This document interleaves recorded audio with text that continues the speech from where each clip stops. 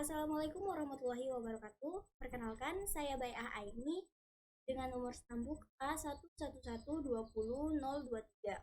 Pada kesempatan kali ini, saya akan menyelesaikan tugas ulangan komputer yang diberikan oleh Ibu Rafika SPDN. Baik, kita langsung saja masuk pada materinya. Yang pertama adalah pengertian dan latar belakang ilmu alamiah dasar.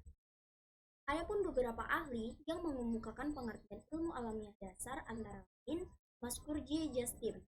Yang kedua adalah H.W. Fowler. Yang ketiga adalah H. Abau Ahmadi dan Supat. Dari penjabaran definisi oleh para ahli tersebut, dapat disimpulkan pengertian ilmu alamiah dasar adalah kegiatan atau upaya manusia untuk mengkaji dan mempelajari atau memperoleh pengetahuan tentang alam semesta dan gejala-gejala yang ditimbulkan alam semesta dengan cara dan langkah-langkah yang sistematis dan terperinci sehingga bisa dibuktikan kebenarannya. Masuk pada materi yang kedua, yaitu latar belakang ilmu alamiah dasar. Manusia dilahirkan di muka bumi langsung berhubungan dengan alam. Hubungan ini menjadikan sebuah pengalaman. Manusia mendapat rangsangan dari alam melalui panca indera. Jadi, di antara hubungan itu ada alat komunikasi antara alam dengan manusia dan inilah yang menjadikan sebuah pengalaman.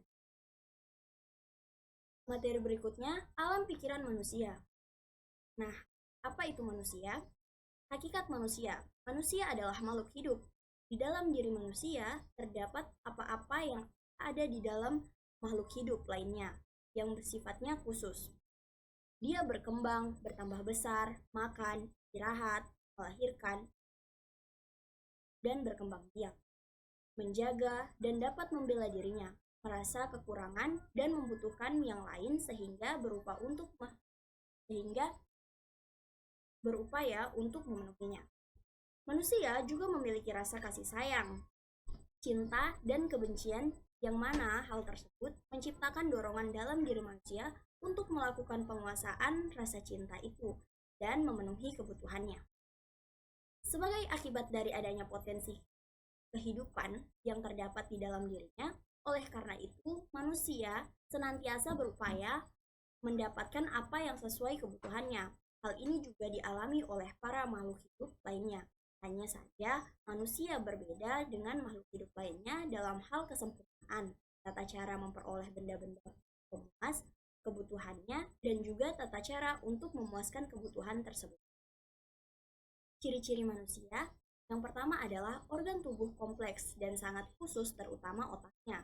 Yang kedua, mengadakan metabolisme. Yang ketiga, tanggap terhadap rangsangan. Yang keempat, tumbuh dan berkembang biak. Kemudian rasa ingin tahu.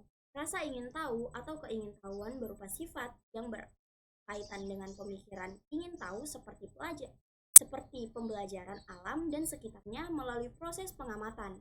Hal ini dapat dikaitkan sebagai realisasi, emosi, atau perasaan kuat mengetahui sesuai yang ditemukannya.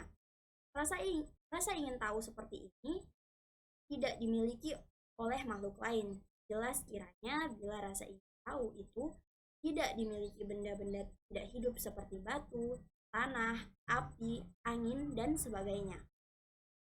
Air dan udara memang bergerak dari satu tempat ke tempat lain, namun gerakan itu bukan atas kehendaknya, tetapi sekedar akibat dari pengaruh alamiah yang sifatnya kekal.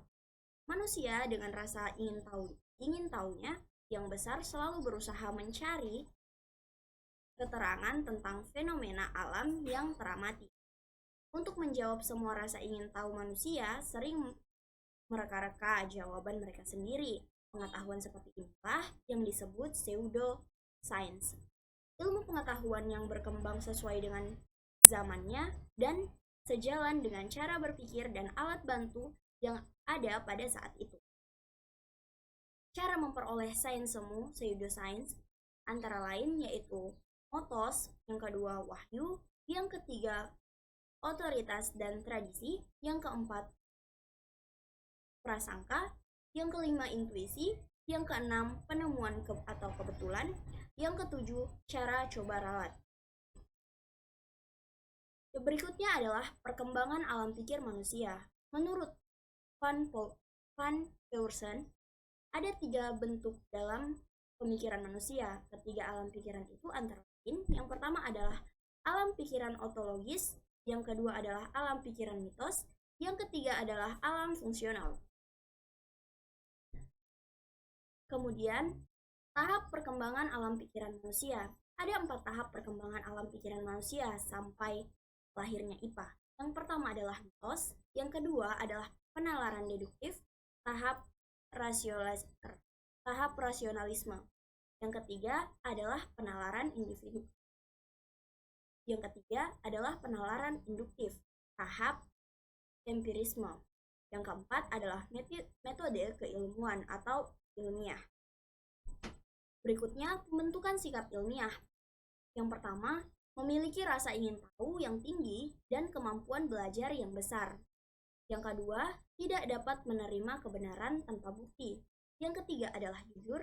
Yang keempat adalah terbuka. Yang kelima adalah toleran. Yang keenam adalah skeptis. Yang ketujuh adalah optimis. Yang kedelapan adalah pemberani. Yang kesembilan adalah kreatif. Baik, itu saja materi yang dapat saya sampaikan. Terima kasih sudah menyaksikan. Semoga ini dapat bermanfaat untuk kita semua. Assalamualaikum warahmatullahi wabarakatuh.